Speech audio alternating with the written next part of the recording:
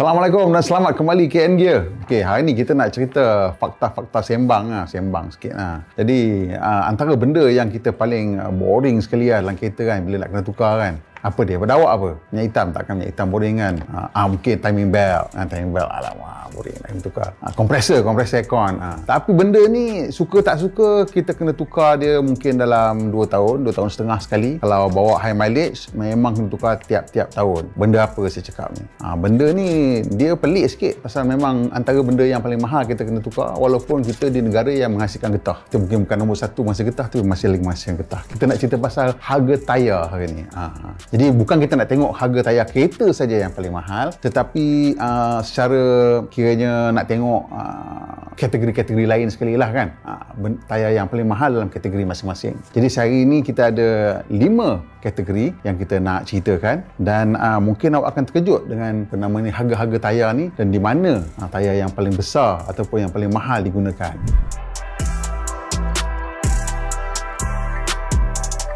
Okey, sebelum kita mulakan dengan senarai ni, jangan lupa untuk tekan butang like dan kongsi dan kawan-kawan, dan kalau boleh tolong kita sikit tekan butang subscribe dan butang loceng tu. Di tempat kelima ialah tayar kapal terbang. Tayar kapal terbang ni memang kiranya mahal lah, walaupun kapal terbang tu dia banyak masa dia tengah terbang. Tayar tu tak pakai banyak mana, tapi tayar dia mahal sebab tayar dia tu turun je terus brake maksimum, dan dia berasap. Jadi tayar tu dah nak kena tahan berat kapal terbang, dan kena tahan macam seolah-olah satu benda yang berat 100 tan turun cecah bumi je, terus emergency brake tu yang dia jadi tayar tu kena kuat, dan pasal dia mahal. Jadi dekat sini kalau kita tengok harga tayar untuk sebuah Airbus A380, iaitu kapal terbang yang paling besar di dunia yang membawa orang lah. Jadi untuk setiap kali Airbus 380 ni rasa-rasa kan berapa lama boleh tahan.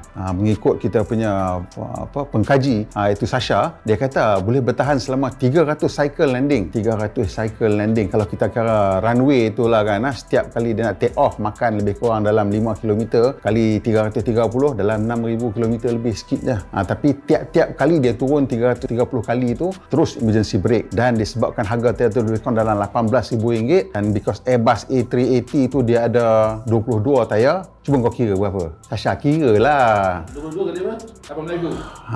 RM396,000 sekali. Okey lah, dia kata 400,000. Ngira pun tak orang pandai. Kalkulator dah bagi tu padahal. 400,000 untuk tiap-tiap kali tukar tayar. Tapi untungnya lah kan, Airbus A380 ni dia orang mungkin terbang perjalanan dari jauh. Jadi dia landing mungkin tiap-tiap 1 hari ataupun sekali saja pakai, ataupun mungkin 2 hari sekali pakai. So tayar tu bolehlah bertahan mungkin dalam setahun setengah kan. Taklah teruk sangat tu tak. Tempat keempat, kita masih lagi dalam dunia aerospace, tapi kali ni kalau Airbus 380 terbang macam biasa, yang ni terbang naik sampai ke angkasa lepas, iaitu tayar untuk space shuttle. Jadi tayar untuk space shuttle ni kira kalau dia mahal lagi pada tayar Airbus pun boleh pakai lah. Sebab antara sebabnya ialah dalam dunia ni maksimum ini one time ada mungkin 3 biji je space shuttle. Kalau tayar ada special size kan, orang kata special size, special requirement, semua custom, mestilah mahal. Tapi kalau kira-kira mahal pun tak mahal sangat, sebab mengikut list yang saya dapat ni kan, tayar space shuttle tu lebih kurang dalam $5,500 satu lah, lebih kurang RM22,239. Tapi kira untuk pergi ke angkasa lepas, tayar macam tu tak mahal sangat lah. Tapi mungkin tiap-tiap kali landing kena tukar tayar. Dia ada berapa? 1, 2, 3, 4, 6 biji tayar. So sekali tukar tayar dalam $120,000. Okey, macam boleh.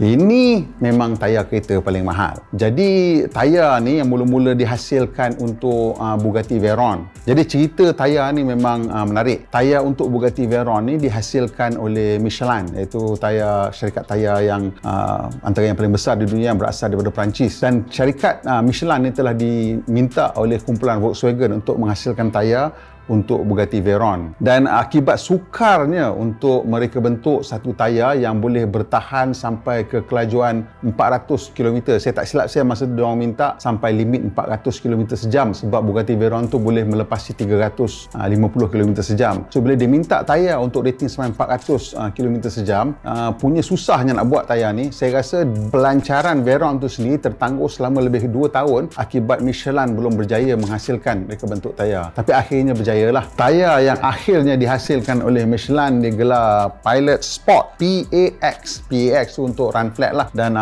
kereta Veyron, tak silap saya masa mula-mula dulu, dia punya tayar tu saiz lebih kurang dalam 245 30 19 ke depan. Kalau yang belakang tu 365 25. Jadi tayar ni memang super low profile dan sangat lebar, dan rim dia tak silap 20-21 inci atau 19 atau 20 inci, dan diakibatkan kesukaran untuk menghasilkan tayar tersebut, Michelin menjual tayar ni pada harga $10,000 satu. Jadi kalau sampai kat Malaysia ni lebih kurang dalam 40,000 lah, 40,435 untuk 4 tayar, RM120,000. Boleh pergi beli X70 sebiji. Dan kalau bawa macam ribut, musibat, 6 bulan sekali tukar tayar, 3 bulan sekali tukar tayar pun boleh. Jadi nak bawa Bugatti Veyron tu nak tekan macam musibat, fikir-fikirlah. Kalau dah memang billionaire, tak kisahlah, buatlah selalu pun tak apa. Tekat 120,000 apa dah hal, betul tak?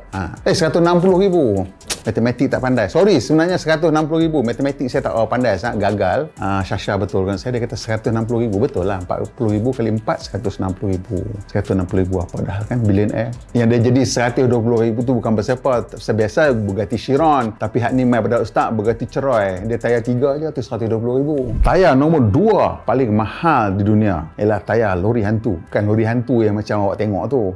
Kita kat Malaysia ni panggil lori hantu, lori construction yang tak ada nombor tu kan. Yang ni pun tak ada nombor juga. Ini lori yang masuk ke lombong. Jadi lori yang masuk ke lombong ni dia orang besar-besar. Ada yang boleh angkat sampai 200 tan tanah sekali diangkat. Jadi memang tayar yang digunakan tu sangat-sangat mahal, dan ianya selalunya tahan lama jugalah. Lama tak lama saya ingat mungkin 6-9 bulan aja. Tapi untuk lori dan kenderaan berat, memang tayar ataupun karkas ataupun body tayar tu direka bentuk untuk di retread ataupun dipasang bunga balik kembali sekurang-kurangnya untuk 2 kali tan. Untuk tayar yang untuk lori lombong tadi yang saya cakap ni, ini untuk Caterpillar 797. Jadi Caterpillar 797 ni ada beberapa lagi dia punya pesaing lah, daripada Komatsu, ada daripada Jerman pun tak silap saya ada, tapi saya tak ingat jenama dia. Tapi kenderaan-kenderaan ni semua memang boleh bawa lebih pada 50 tan tanah sekali angkat lah. Saya rasa boleh bawa dalam 200 tan yang ini. Jadi yang ni tayar dia, harga dia ialah antara 40 sampai 45 ribu dolar.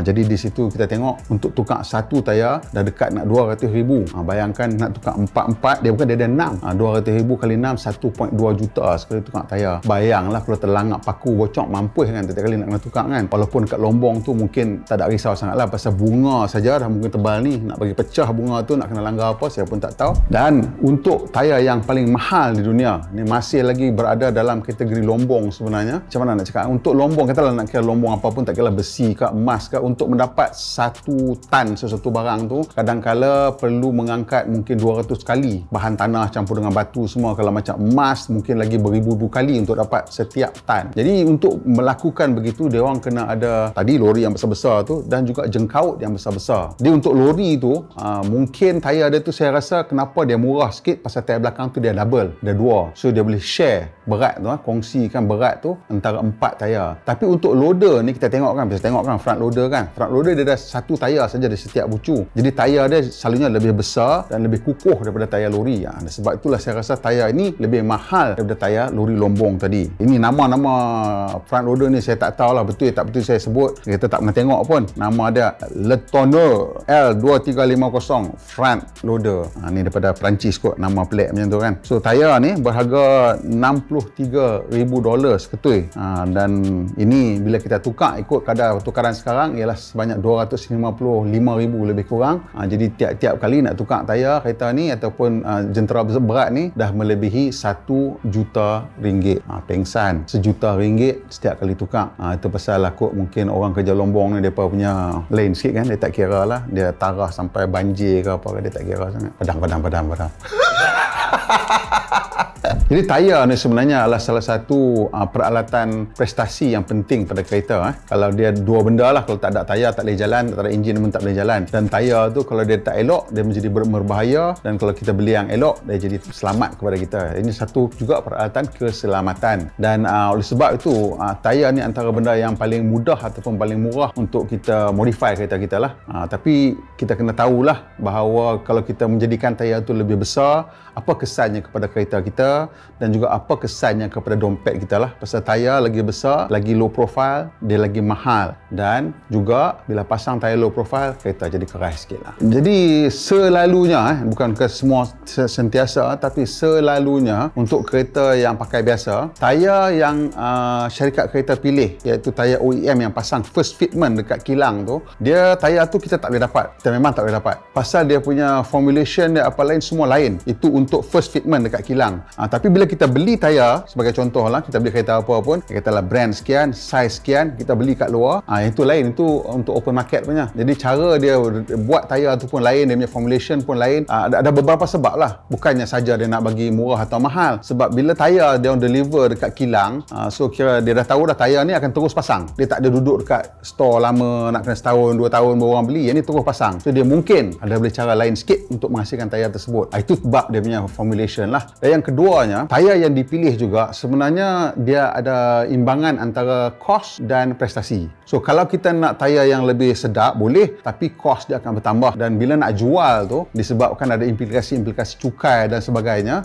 manufacturer akan cuba nak bagikan tayar yang paling murah yang dia boleh dapat, tapi menepati certain nilai ataupun prestasi lah. So kalau setengah kereta, kebanyakan kereta kita boleh tukar kepada tayar yang lebih bagus. Tapi tayar ni, awak tengok kalau dekat sini pun jarang kita tengok orang review tayar kan. Dekat US mungkin ada orang review tayar. Pasal nak review tayar ni memerlukan sesuatu yang agak sukar jugalah. Kita nak ukur, tak tahulah ketahanan, dry grip, wet grip, ada macam-macam cara nak kena ukur. Benda ni selalunya kena memerlukan orang panggil ISO surfaces. Untuk kira dry grip dengan wet grip, dia kena satu jalan yang khas yang memang diiktiraf sebagai jalan ISO, dan jalan ISO ni sangat-sangat mahal lah. Kita tahu dekat kita punya syarikat tempatan yang ada tempat tu, dia orang punya jalan tu tak panjang mana. Saya ingat dalam 400 meter tu lebih kurang 400 meter lah yang kita dah tengok ni, dan kos untuk turap semula melebihi RM1 juta, dan jalan tu tak lebar tau. Dia hanya pasal dia nak memerlukan orang panggil permukaan yang sama seluruh dunia. So benda ni